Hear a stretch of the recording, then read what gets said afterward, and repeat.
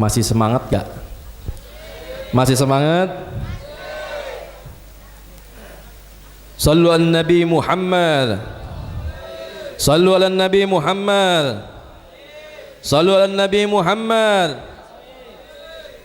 Bismillahirrahmanirrahim. Assalamualaikum warahmatullahi taala wabarakatuh.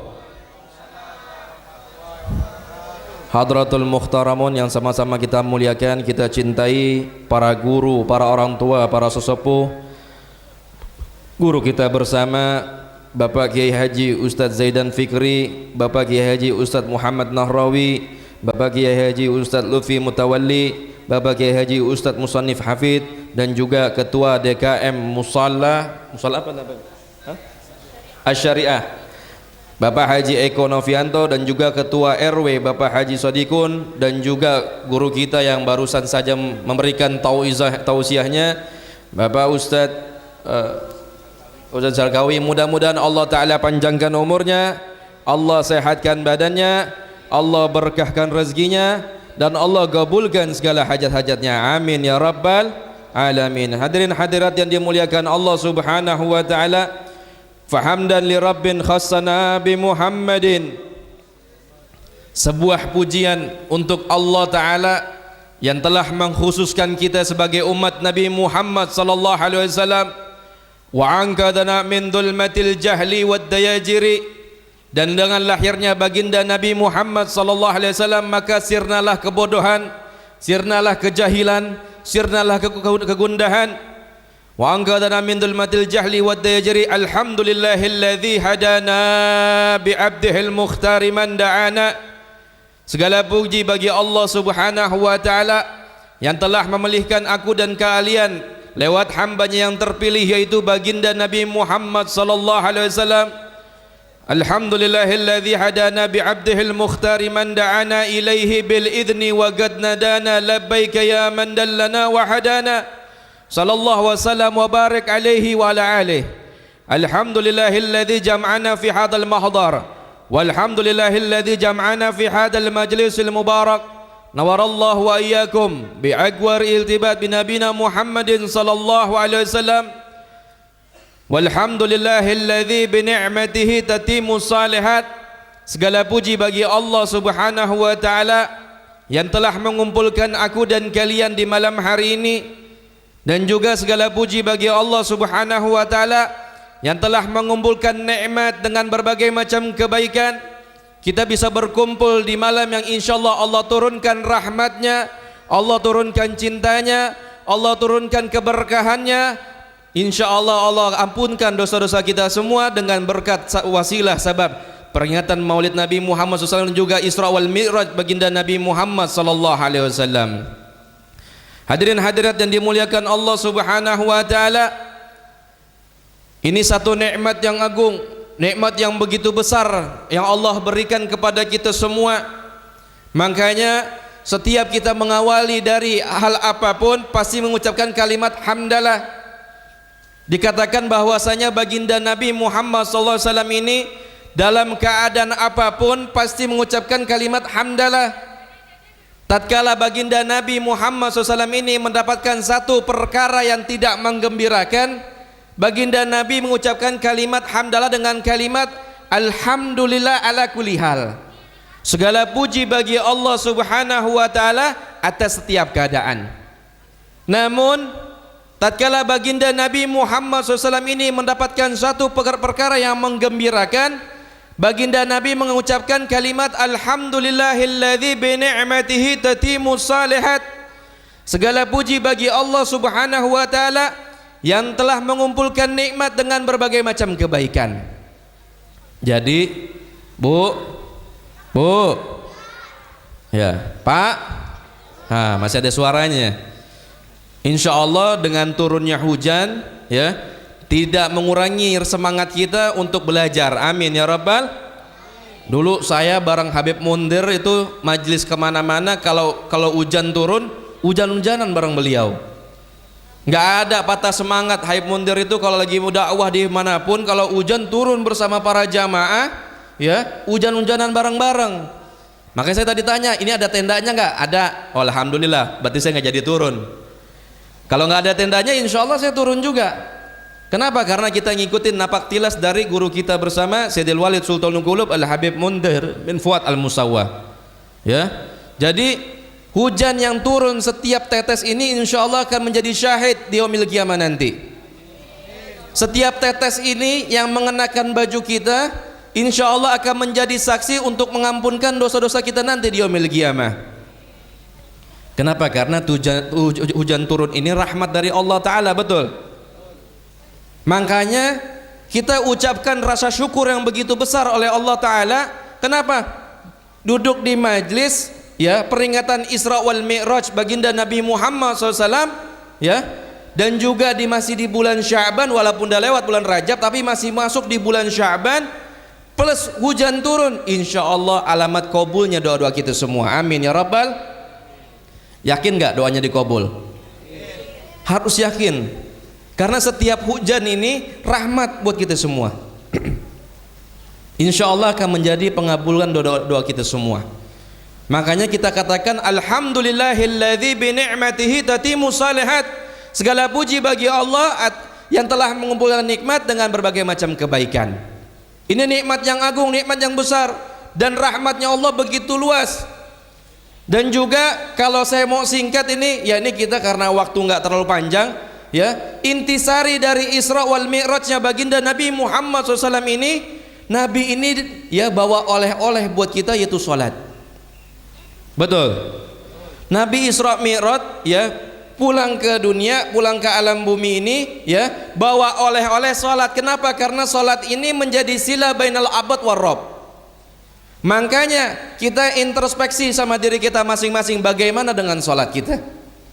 Nabi Muhammad SAW ini habis bertemu dengan Allah Subhanahu wa Ta'ala ya bawa pulang oleh-oleh sholat 5 waktu. Kenapa? Ya baginda Nabi mengatakan as-salatu imaduddin, faman agamaha faqad agamaddin, wa man hadamaha faqad hadamaddin. Sholat ini adalah tiang, antum tahu semua pasti ya. Sholat ini menjadi tiang agama. Ini penting banget. Kenapa? Karena ini menyangkut hidup kita. Orang bisa dilihat baik atau enggak tergantung dia sholat apa enggak. Orang ini bisa selamat di dunia atau di akhirat tergantung bagaimana sholatnya. Orang yang baik hatinya, orang yang diberikan cahaya dari Allah Subhanahu wa Ta'ala, pasti sholatnya dijaga. As-salatu imaduddin. Nabi katakan sholat ini tiang agama. Kenapa Nabi katakan tiang agama? Nanti kita bahas. Kenapa bukan puasa? Kenapa bukan zakat? Kenapa bukan haji yang menjadi tiang agama? Kenapa sholat? Ya. Dan Nabi lanjutkan lagi dalam riwayat, barang siapa yang mendirikan sholat maka dia telah mendirikan agamanya. Betul. Barang siapa yang mentelantarkan sholat maka dia telah meruntuhkan agamanya. Betul. Kenapa sholat nih yang jadi tiang agama? Kenapa bukan ibadah yang lain? Ini perumpamannya seperti bangunan, hadirin hadirat. Ini bangunan, kalau seandainya ya bangunan ini, setiap bangunan pasti punya pondasi. Kalau pondasinya kita hancurkan bareng-bareng, tiangnya kita hancurkan bareng-bareng, kira-kira bangunannya bakal roboh apa enggak? Pasti bakal roboh. Bangunan kalau bukan tiangnya atau pondasi yang dihancurkan belum tentu roboh. Tapi kalau pondasinya dihancurkan, tiangnya diruntuhkan, pasti akan roboh bangunan tersebut. Sama dengan sholat kita. Kalau sholat kita telantarkan, maka hancurlah bisnis kita, hancurlah rumah tangga kita, hancurlah karir kita, hancurlah perdagangan kita, hancurlah semua urusan-urusan kita. Kenapa? Karena tiang agamanya kita robohkan. Dan dikatakan oleh baginda Nabi, sholat ini menjadi tiang agama. Sekarang saya mau tanya sama antum semua ya, rukun Islam itu ada berapa? Yakin? Rukun Islam ada berapa? Wah, ini kok anak-anak doang yang jawab. Yang bapak-bapaknya tahu nggak nih? Rukun Islam ada berapa? Rukun Islam ini ada 5 ya. Arkanul Islam khamsatun. Syahadatu an la ilaha illallah wa anna Muhammad Rasulullah, wa iqamus shalah, wa itauz zakah, wa shoma Ramadan, wa hajjul baiti man istata'a ilaihi sabila. Yang belajar kitab Safinah pasti tahu ya. Rukun-rukun Islam ini ada 5 ya. Yang pertama syahadat ya, yang kedua mendirikan sholat, yang ketiga ya membayar zakat, yang keempat puasa Ramadan, dan yang kelima kita pergi haji. Kenapa Nabi bilang tadi sholat ini tiang agama? Ya, kenapa bukan puasa? Kenapa bukan zakat? Kenapa bukan haji? Kita bahas satu persatu. Karena di dalam sholat semua rukun Islam masuk. Emang iya Beb? Iya. Di dalam sholat ada nggak syahadat? Lagi tahiyat, ada nggak syahadat di situ? Ada. Maka rukun Islam yang pertama, ya, ada di dalam sholat. Yang kedua, kita melaksanakan sholat. Yang ketiga, ada nggak di dalam sholat ini ada membayar zakat? Ada apa enggak? Ada atau enggak? Di mana posisinya? Nah, main ada aja ya. Ada. Di mana Beb? Nanti kita jelasin. Di dalam sholat ada puasa nggak? Ada. Orang yang melaksanakan sholat harus menahan dari apapun yang masuk ke dalam mulut. Betul? Boleh ketelan, tapi bukan karena ngunyah atau makan. Ketelan nggak sengaja, itu pun harus segede biji sawi. Sholat makan batal nggak? Batal. Sholat minum batal nggak? Batal. Ya. Dan bahkan bukan hanya makan dan minum, antum bergerak lebih dari 3 kali maka batal sholatnya. Betul? Jadi puasa di dalam sholat ini jauh lebih agung. Kalau puasa di Ramadan, ya, mau bergerak 3 kali boleh nggak? Boleh. Tapi di dalam sholat nggak boleh. Bergerak 3 kali batal, selesai sholat ente. Ulang dari awal. Betul? Maka puasa, ya, di dalam sholat lebih afdol, lebih besar keagungannya. Ada haji nggak di dalam sholat? Ada.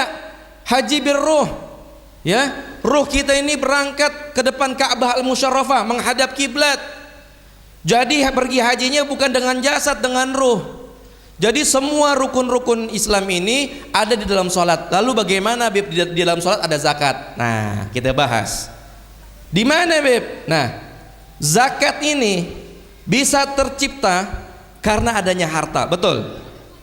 Betul? Ada berapa macam zakat? Hah? Ada 2. Apaan aja? Hah?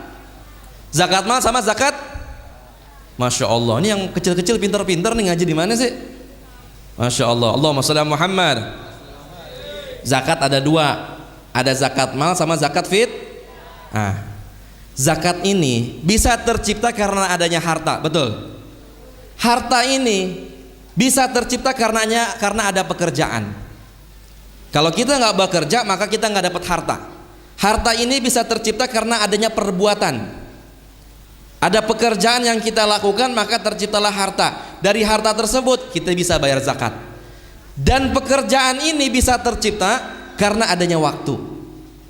Betul? Kalau orang nggak ada waktu maka dia nggak bisa melakukan pekerjaan tersebut. Maka zakat di dalam sholat lebih agung. Kenapa? Bukan harta yang diambil, tapi waktu yang diambil. Makanya orang yang melaksanakan sholat menyisihkan waktunya 5 menit sampai 10 menit untuk Allah Ta'ala, itu waktu 5 menit 10 menit Allah ganti berjuta kali lipat keberkahannya. Kenapa? Dia berzakat dengan waktu yang lebih afdal dari harta. Bukan berarti ente punya harta nggak zakat. Kan udah zakat di dalam sholat. Enggak begitu pemikirannya. Tapi di dalam sholat juga ada zakat, tapi mengambil siklus kehidupan manusia yang lebih agung, yaitu mengambil waktu antum. Jadi di dalam sholat ini, ya, ada semua rukun-rukun Islam. Alhamdulillah. Makanya Nabi mengatakan, ada satu hadis Nabi yang mengatakan cukup keras. Man taraka shalah muta'ammidan faqad kafaran jiharan. Barang siapa yang meninggalkan sholat secara terang-terangan, maka hukumnya kafir secara terang-terangan. Maka jangan pernah tinggalkan sholat. Ente yang punya utang, ya, yang hidupnya susah, perbaikin sholatnya. Bukan karena kita mau sholat karena biar utang lunas, enggak. Namun bermula dari sholat ente bagus, Allah akan perbagus kehidupan ente. Kalau hidupnya berantakan, maka sholatnya akan berantakan. Perbaguslah, perbaikilah dengan sholat. Al-Habib Zain bin Ibrahim bin Smith mengatakan bahwasanya ada waktul ghina, disebut waktu kekayaan. Kapan waktunya? Ya, waktunya adalah, ya, sebelum subuh dan sesudah subuh. disebut waktul ghina. Kenapa? Karena Allah limpahkan keberkahan di waktu tersebut. Coba bayangin, ya, antum bisa rasakan setiap hari, paling enak, paling lezat tidur sebelum subuh sama habis sholat subuh, betul gak? Nikmat banget. Kenapa? Karena di situ, di dalam waktu tersebut ada keberkahan yang begitu besar. Makanya, ya, mendapatkannya nggak mudah. Ada sesuatu perkara yang mahal yang mesti kita beli, melawan hawa nafsu kita. Ya, Al Habib Zain bin Ibrahim bin Smith itu mengatakan, ya, barang siapa yang membaca subhanallah bihamdihi subhanallahil azim astagfirullah sebanyak 100 kali gobla subuh, ya, maka Allah cukupkan dunianya sampai akhirat nanti. Dan orang-orang yang berzikir ba'da salat subuh sampai terbitnya matahari, ya, lalu melaksanakan salat sunnah 2 rakaat salat isyraq, maka dia akan cepat mendapatkan rezeki yang barokah dibandingkan orang-orang yang lain keluar habis sholat subuh langsung nyari duit. Ya, jadi mau dapat rezeki berkah apa enggak? Nah, kalau mau dapat rezeki berkah, bangun sebelum subuh. Beb, saya nggak bisa, Beb, kalau 1 jam sebelumnya takut kesiangan subuhnya. 5 menit sebelum azan udah siap di atas sejadah. Baca itu wirid, subhanallah bihamdi subhanallahil azim astagfirullah. Nabi yang ngajarin kepada kita semua. Habis sholat subuh, baca wirid yang ada di dalam kitab Khulasah Madad Nabawi yang dirangkum sama Sayyidil Habib Umar, guru kita. Itu wirid udah cakep banget, udah dirangkumin. Ibarat dokter udah diracikin obatnya, kita tinggal minum. Baca habis sholat subuh sampai terbitnya matahari, insya Allah antum mendapatkan rezeki yang barokah. Bahkan Sayyidil Habib Umar pernah mengatakan sama kita orang, ya, ada 4 waktu yang dimana kalau orang meninggal ketertinggalannya dia selama hidupnya, maka 4 waktu ini makmurin dengan ibadah. Kapan waktunya? Sebelum subuh, ba'da sholat subuh sampai terbitnya matahari, ya. Habis itu sebelum masuk waktunya maghrib, ba'dal asar, dan habis itu habis maghrib sampai isya. Makanya para ulama kita nih, ya, waktu maghrib ngomongin dunia haram. Bahkan ada salah satu ulama mengatakan bahwasanya kalau saya diajak bicara oleh orang urusan dunia pada saat waktu antara maghrib dan isya, lebih baik saya ditimpakan bara api dibandingkan ngomongin urusan dunia. Nah, kita belum bisa sampai kayak begitu dah. Minimal, ya, 1 hari, ya, kita makmurin salah satu 4 waktu ini. Bib, saya bisanya cuma habis subuh doang, fadhol. Bib, saya cuma bisanya sebelum subuh doang, fadhol, silahkan. Bib, saya bisanya cuma habis asar doang sebelum masuk waktunya maghrib, silahkan. Bib, saya bisanya cuma habis maghrib doang sampai isya, fadhol, silahkan. Minimal 1 hari antum makmurin salah satu 4 waktu ini. Kenapa? Waktu yang dikasih keberkahan sama Allah Ta'ala. Waktul ghina, kata Habib Zain bin Ibrahim bin Smith. Waktu yang Allah limpahkan keberkahan. Orang ketertinggalan dalam umurnya ngejar dengan waktu tersebut.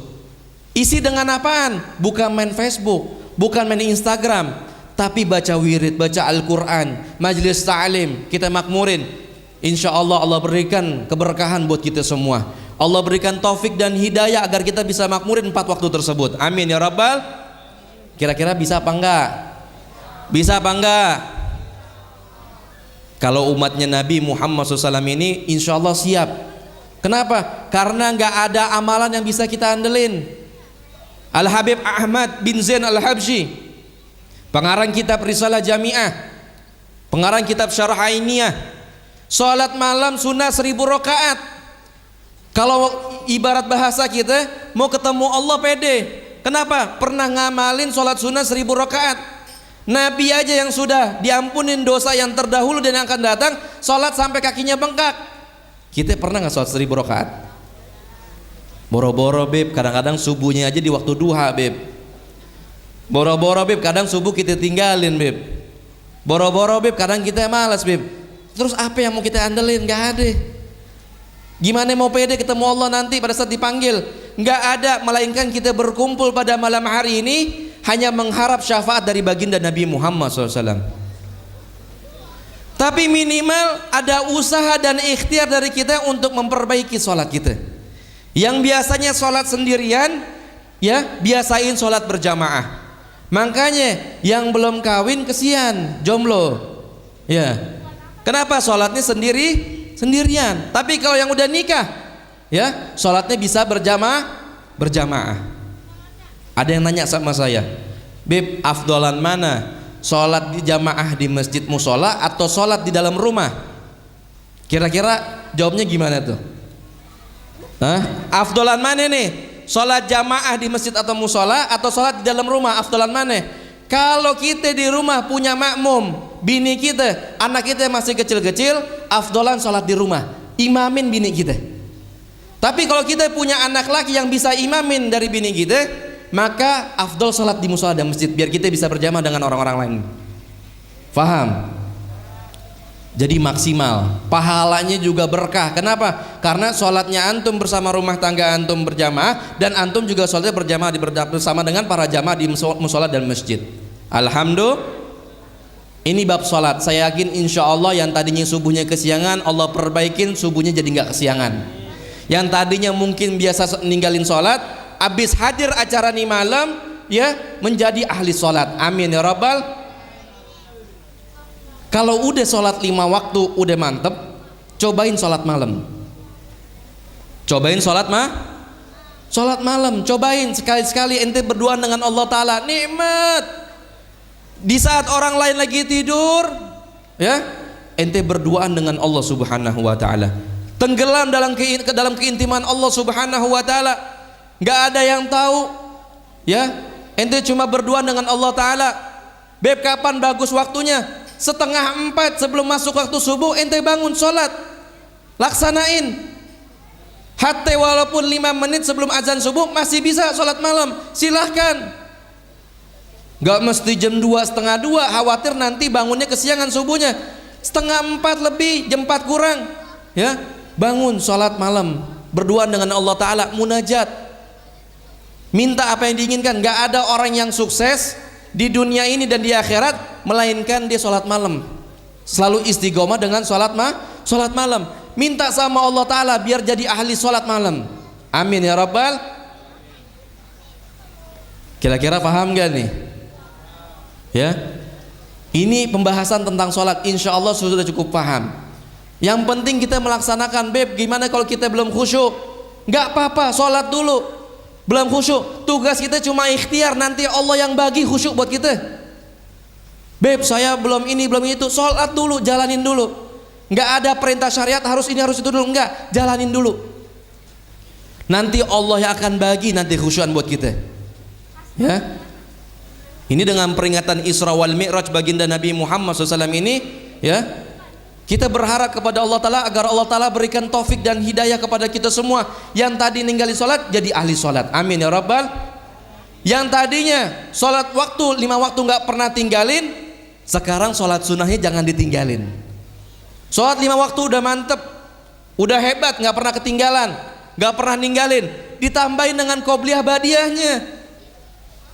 Sholat duhanya juga ditambahin, sholat isyraqnya juga ditambahin. Insya Allah ente punya hidup berkah, aman, tenang, tentram. Kenapa? Karena ente menjadi penggemar sholat, ente menjadi ahli sholat, ya. Habis sholat subuh nanti sholat isyraq terbit matahari, disambung dengan sholat duha. Orang yang lazim sholat duha maka hidupnya nggak bakal fakir sampai dia mati. Dan nafas orang yang ahli sholat duha, nafasnya ini bisa membakar api syaitan. Jadi kalau hidup susah, utang banyak, sholat duha. Beb, masa ngarap utang lunas sama biar hidup gampang karena sholat duha? Untuk di awal nggak apa-apa. Yang penting kita sholat duha dulu. Nanti keikhlasan Allah yang bagi semua. Di awal sholat karena pengen utang lunas nggak apa-apa. Di awal karena pengen sholat seperti itu nggak apa-apa. Nanti Allah yang bagi keikhlasan buat kita. Setuju? Amin ya rabbal. Tadi pembahasan tentang sholat, insya Allah udah selesai, udah disambung juga sama Ustadz Ozan tadi. Pembahasan bulan Sya'ban sedikit, insya Allah. Ini di bulan Sya'ban ini, ya, berkata baginda Nabi Muhammad SAW, ya, ada 5 malam yang dimana setiap umat Nabi Muhammad SAW tatkala berdoa di malam tersebut maka dikabulkan doanya oleh Allah Ta'ala. Malam apa aja? Yang pertama malam Jumat, yang kedua malam 1 Rajab, yang ketiga malam nisfu Sya'ban, yang keempat malam Idul Fitri, yang kelima malam Idul Adha. Dan kata Nabi Muhammad SAW, ya, ada 5 malam yang dimana orang-orang yang menghidupi malam tersebut maka wajibnya dia masuk surganya Allah Subhanahu wa taala. Malam Tarwiyah, malam Nahar, tanggal 8, 9, 10 Zulhijjah, ya, malam Idul Fitri, dan satu lagi malam nisfu Sya'ban. Dan bahkan malam nisfu Sya'ban ini dikatakan sebagai malam idnya malaikat. Kalau manusia punya, ya, Idul Fitri dan Idul Adha, malaikat juga punya id, hari id. Kapan hari idnya? Ada 2, malam nisfu Sya'ban sama malam Lailatul Qadar. Dan bahkan baginda Nabi Muhammad SAW mengatakan, Rajab syahrullah wa Sya'ban syahri wa Ramadan syahrul ummati. Nabi Muhammad SAW ini juga paling banyak berpuasa di bulan Sya'ban. Kenapa? Karena banyak orang yang lalai di bulan Sya'ban. Orang-orang yang bisa mendapatkan malam Lailatul Qadar ini orang-orang yang memaksimalkan momentum di bulan Sya'ban. Orang-orang yang memaksimalkan momentum di bulan Sya'ban, insya Allah nanti di bulan Ramadan dia mendapatkan malam Lailatul Qadar, malam yang lebih afdol dari 1000 bulan. Antum bayangin, ya, hidup cuma 60 tahun, ya, cuma 40 tahun, 50 tahun, itu pun kita ibadah cuma 30 tahun, sisanya kita main-main, tapi dapat afdol 1000 bulan, kurang lebih 86 tahun, karena sabab ente maksimalin di bulan Sya'ban. Makanya orang-orang yang bisa menang di bulan Ramadan, orang-orang yang bisa menang di bulan Sya'ban. Jadi siapapun yang mau dapat malam Lailatul Qadar, ya, maka maksimalin ini bulan Sya'ban. Nanti bakal ada malam nisfu Sya'ban di 15 Sya'ban, 14, 15, 16 Sya'ban, ya. Baca Yasin 3 kali. Yang mungkin tadinya nggak pernah baca Yasin 3 kali, sibuk sama kerjaannya, sibuk sama dagangannya, sibuk dengan urusan dunia, tinggalin. Ini malam pengabulan doa, ya. Siapkan waktu antum, siapkan waktu bapak-bapak dan ibu-ibu. Jangan bikin urusan itu malam, melainkan siapin waktu sebelum maghrib udah siap. Sholat maghrib berjamaah, habis sholat isya baca Yasin 3 kali. Pertama kita dengan niat Allah panjangkan umurnya. Yang kedua, ya, Allah tolakin bala dari hidup kita. Yang ketiga, berharap Allah berikan keberkahan rezeki dalam hidup kita. Jadi siapapun antum semua yang tahun kemarin ninggalin malam nisfu Sya'ban, bertobat sama Allah, ini bulan jangan tinggalin malam nisfu Sya'ban. Setuju? Musola, masjid, makmurin. Di rumah-rumah, makmurin. Jadikan ajang silaturahmi. Panggil sepupu, panggil paman, panggil tante, semua kumpul jadi satu. Habis baca Yasin 3 kali malam nisfu Sya'banan, makan kebuli, makan nasi uduk. Jadi ajang silaturahmi, insya Allah kita punya keluarga jadi barokah, amin ya rabbal. Jangan tinggalin malam nisfu Sya'ban karena keberkahannya luar biasa, ya. Dan ini bulan juga menjadi pengabulan doa, ya. Kalau di bulan Rajab, ya, kita disuruh banyak beristighfar, di bulan Sya'ban disuruh banyak sholawat, tapi bukan nutup kemungkinan kita juga harus banyak istighfar di bulan Sya'ban. Allah Ta'ala yang ngomong dalam Al-Quran, istaghfiru rabbakum innahu kana ghafara yursilis sama alaikum midrara wa yundibkum bi amwalin wa banin wa yaj'al lakum jannatin wa yaj'al lakum anhara. Ya, Allah yang perintahkan kepada kita untuk memperbanyak istighfar. Ya, saya mau tanya sama antum semua yang ada di sini. Kira-kira di sini siapa yang nggak punya dosa? Beb, saya nggak punya dosa, Beb. Alhamdulillah, dari lahir sampai sekarang dosa saya bersih. Ada nggak kira-kira di sini? Nggak ada. Pasti semua orang punya dosa. Musibah, ujian, bala yang datang karena dosa kita. Rusaknya rumah tangga kita, hancurnya bisnis kita, rusaknya perdagangan kita, rusaknya karir kita, itu karena sabab dosa-dosa kita, dosa yang kecil maupun besar. Maka, ya, dengan keberkahan di bulan Sya'ban ini kita berharap kepada Allah Ta'ala agar Allah Ta'ala ampunkan dosa-dosa kita semua, amin ya rabbal. Kita cuma bisa berharap. Allah yang bilang dalam Al-Quran, qul ya ibadiyalladzina asrafu ala anfusihim la taqnatu min rahmatillah innallaha yaghfiru dzunuba jami'a innahu huwal ghafurur rahim. Katakanlah wahai hamba-hambaku yang telah melampaui batas atas diri mereka sendiri, jangan pernah berputus asa dari rahmatnya Allah. Sungguhnya Allah Maha Pengampun, Maha mengampuni semua dosa-dosa. Allah lagi Maha Pengampun, lagi Maha Penyayang. Jadi yang kita ngerasa hidupnya susah banget, maka pasti banyak dosa. Minta ampun sama Allah Ta'ala tengah malam. Tobat dari semua kejahatan, tobat dari semua kezaliman, agar Allah berikan kehidupan yang berkah dalam hidup kita. Allah katakan jangan pernah putus asa dari rahmatnya Allah. Ya, ada satu cerita, ya, diceritakan dalam kitab Ihya Ulumuddin, bahwasanya ada dua orang hambanya Allah Ta'ala. Yang pertama, ya, ini dua orang di dalam api nerakanya Allah. Orang yang pertama dipanggil sama Allah Ta'ala, ya fulan, ya, datang kepadaku. Datang ini orang. Tatkala datang ini orang, ya, kepada Allah Ta'ala, ditanya sama Allah Ta'ala, wahai hambaku, kenapa engkau masuk ke dalam api neraka?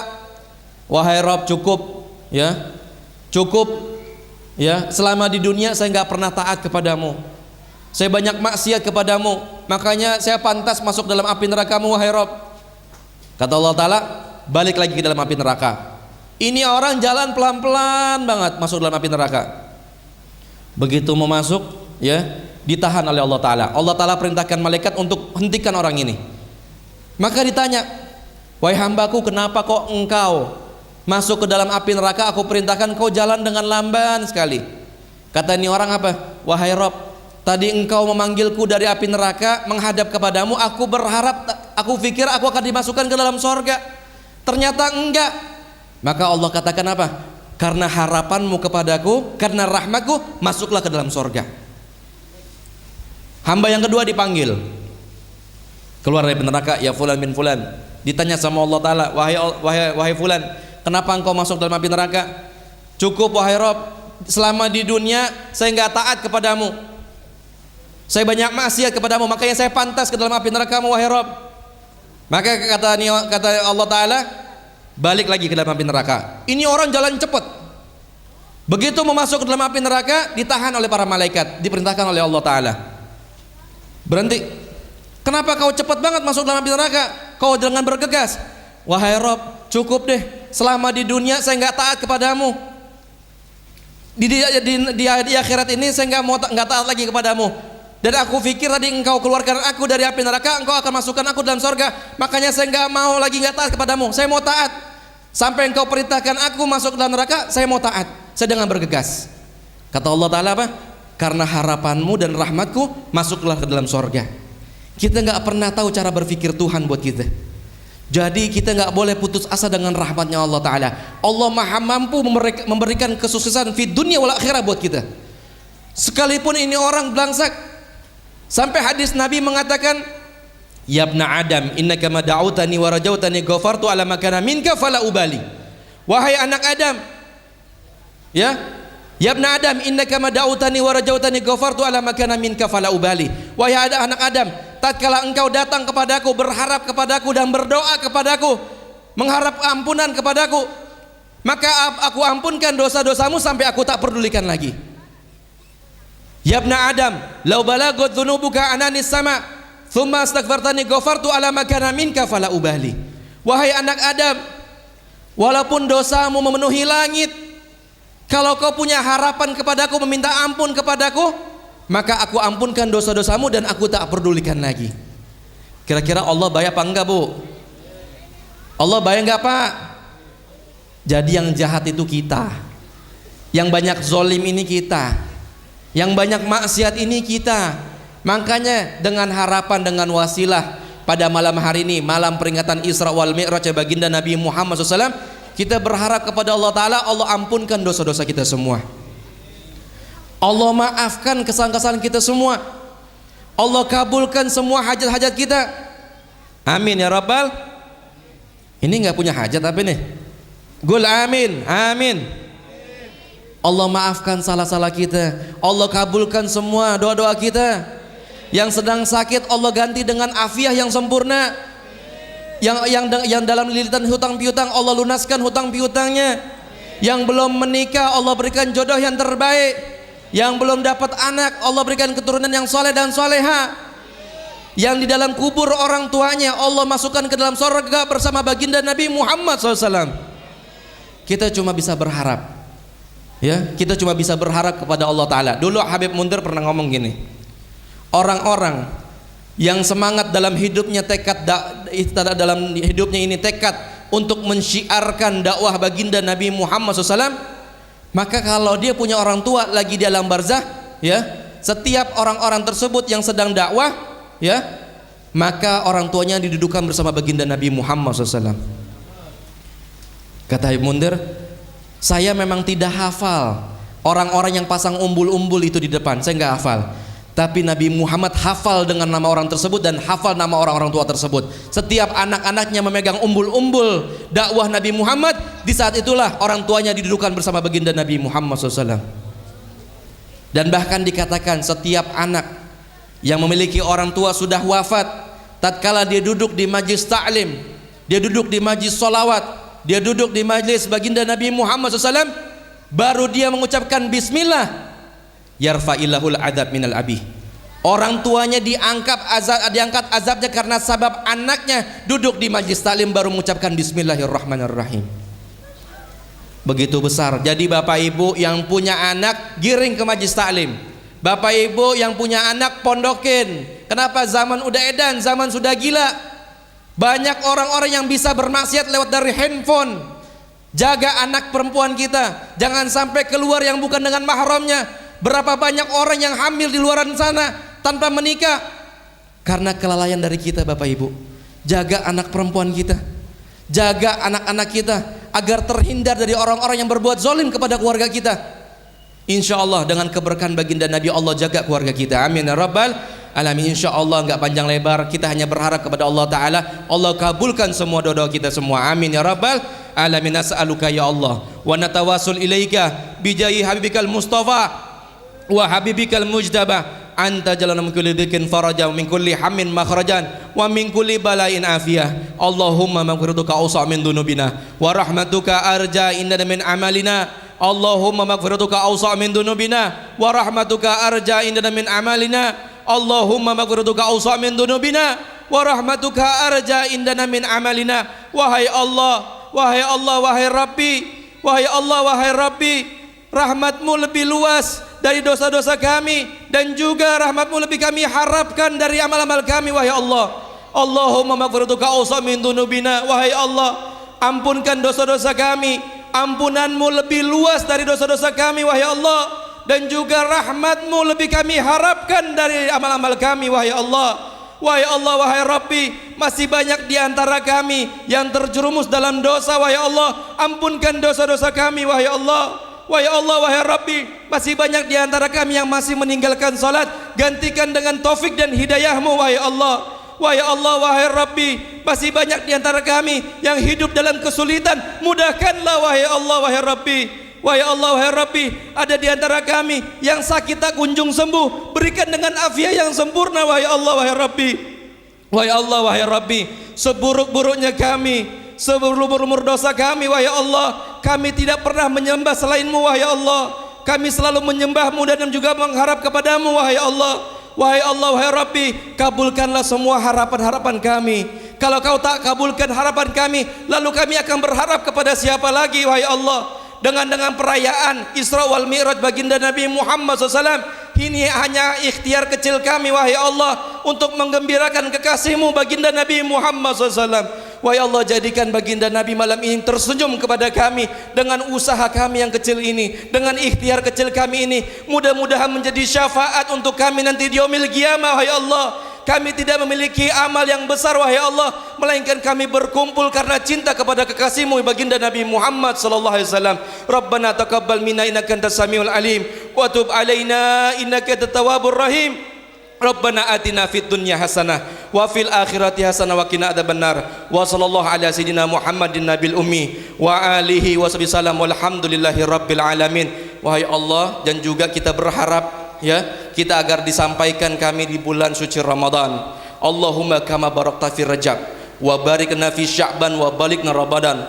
A'inna ala siyam wal qiyam. Perbanyak doa ini supaya kita dipanjangkan umur kita sampai di bulan suci Ramadan, dan bahkan bertemu di Ramadan yang akan datang, bertemu di Ramadan yang akan datang, agar Allah sampaikan kita di malam Lailatul Qadar insyaallah. Perbanyak doa ini. Allahumma kama barakta fi Rajab wa barikna fi Sya'ban wa barikna Ramadan. Wahai Allah, sebagaimana Engkau berkahi kami di bulan Rajab, maka berkahi kami pula di bulan Sya'ban, dan sampaikan kami juga di bulan Ramadan. Allahumma kama barakta fi Rajab wa barik lana fi Sya'ban wa barikna Ramadan. A'inna ala siyam wal qiyam. Sallallahu ala sayyidina Muhammadin ummi wa sallam. Walhamdulillahi rabbil alamin. Wal afu minkum. Wassalamu alaikum warahmatullahi taala wabarakatuh.